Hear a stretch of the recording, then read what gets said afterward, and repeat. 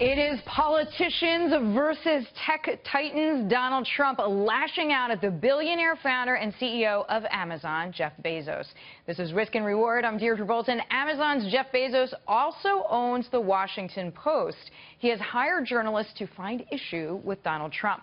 Facebook CEO Mark Zuckerberg meeting with conservatives. He wants to do that anyway over charges of news bias.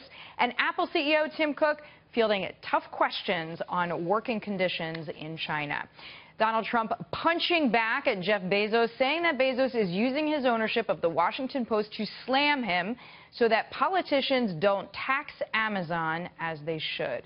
With me now, former Republican presidential candidate, successful businessman, Herman Cain. Herman, it is great to see you. Happy Hello, Friday. Thank you. Happy to be here. You are always a wonderful guest for us to have, but particularly today because there are a lot of issues, that is to say, the business world and the political world overlapping.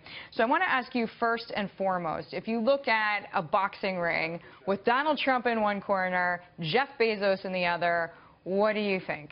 Billionaire against billionaire. That's right. Well, I think Donald Trump is going to come out in this particular fight, and here's why. The big question isn't whether or not Bezos is doing something relative to antitrust or monopoly. It's the assigning of 20 reporters to dig up dirt on Trump.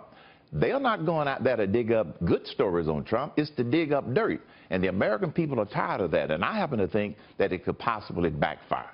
So in many regards, people who see Trump as embattled and fighting the system, they just want to support him more. But let me ask you this. What if the Washington Post is also digging up dirt on Hillary Clinton? Because in theory, journalists should be asking questions of everybody. Equal dirt would be fine, but they haven't announced that they've assigned anybody. You know what one lame excuse I heard someone give as to why they're not putting anybody on Hillary Clinton? Well, she's been in the public limelight so long, there isn't much to find out. Are you kidding me? You've got Benghazi.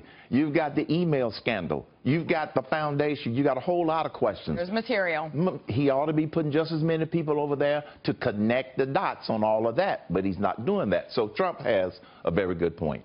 So speaking of fair treatment in the press, there's a company called Gizmodo, which published a report essentially on Facebook, saying that in Facebook's news feed, that any kind of story that is conservative in nature has essentially been struck from this live feed. Now, Mark Zuckerberg says it is not happening. He actually put out, appropriately enough, on Facebook today, this is not what we believe. And he says in the coming weeks, and I'm reading his post here, I'll be inviting leading conservatives and people from across the political spectrum to talk with me about this, share their points of view. I want to have a direct conversation about what Facebook stands for and how we can be sure our platform stays as open as possible. So at least in theory, this feels like the right response, right? Yes, that's the right thing to say. What's going to matter is if he finds out that it's true, he needs to come clean with the public and describe what is he going to do to fix it. If he continues to deny it, when some former employees have said that this is in fact the case, he has a problem in terms of the integrity of Facebook. It is a universe of itself. Yeah, there's more than 1 billion daily users, and so they actually, it has a lot of power, which I think we shouldn't just gloss over that. But I mean, he's going to have to come clean with the public if he finds something and explain what he's going to do about it.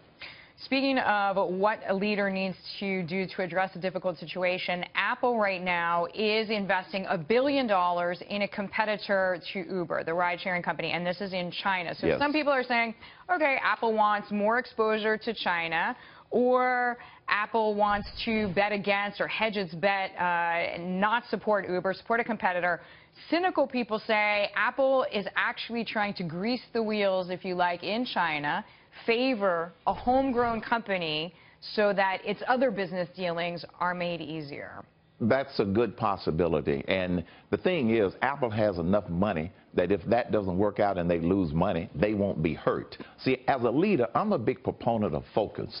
What do cars and transportation and taxes have to do with iPhones and iPads? That's my question. So, but they've got enough money to try that. I was just going to say, Apple has $178 billion. You got plenty of money to try something else. And maybe you're right, because in China, this I do know, The better you get along with the establishment and the government, the better you can open some other doors. So I think your theory could have some credibility. And I think some people have said, look, Apple has had a difficult time innovating since Steve Jobs passed away. He was known as their creative brain. Yes. So Tim Cook may be a good steward, if you like, but that it is very hard to come up with gadgets that we're all going to want to buy and pay a lot of money for. Right. So that this is, some people actually even calling it an act of desperation. They can't think of another gadget, so they have to just start investing in businesses. In order to try to grow their sales and their profits, this might be the strategy that they have, but I don't know. But like I said, they've got plenty of money to lose.